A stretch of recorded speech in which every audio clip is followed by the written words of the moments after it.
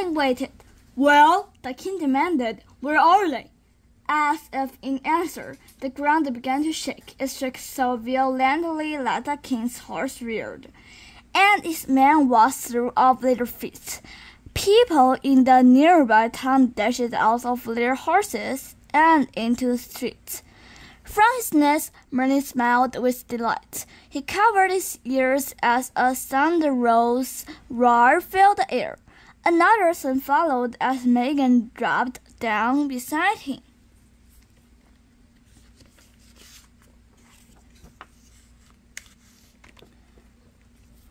Merlin crawled back to the edge and looked down, his eyes fixed on the drain-like bed as it began first to split, then to crumble. Suddenly it erupted, sending cracks up to the side of the mountain and rocks flying through the air.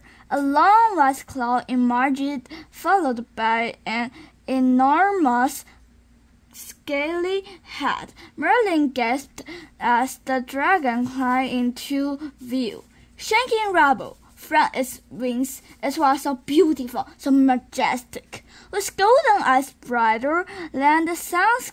Screams of panic broke through Merlin's awe.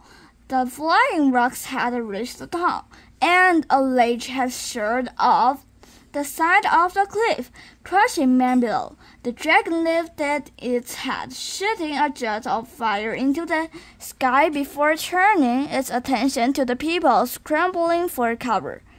Merlin watched in horror as man and woman were swallowed by flames. Even at this distance, he could feel the heat on his skin, just like in his vision.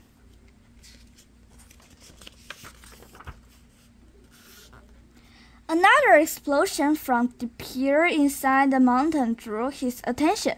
A flash of red shot from the darkness where the lake had disappeared beneath land.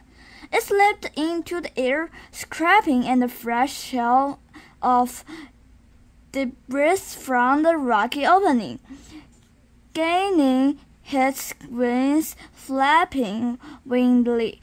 A red dragon closed in on the white. The two clashed in mid-air, trails slicing the cliff face, claws tearing at each other. The white dragon snapped at the red, tearing its flesh, making it scream in agony.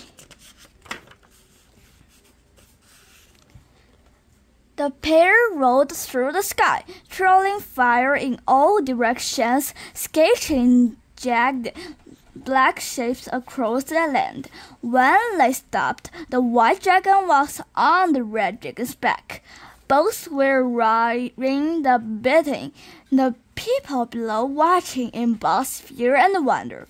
The battle was long for most of it. It looked like the red dragon was lost. But eventually, the white dragon gave an exhausted cry and fell from the sky. It landed with a crash on the lake bed, where it moved no more. Above land, the red dragon roared once more in triumph before sweeping its great body around the disappearing into the distance and into legend. Chapter 7. Merlin gazed down at the destruction. The white dragon, once so beautiful, lay twisted and bloodied in the dust, leaving a little less magic in the world. As a creature of magic himself, it made Merlin's heart heavy. Behind him, Megan spoke, his voice filled with new respect. "I knew you were powerful. I sensed it many times. I just didn't know how powerful." Merlin ignored him as the king and his men crawled out from their hiding places below.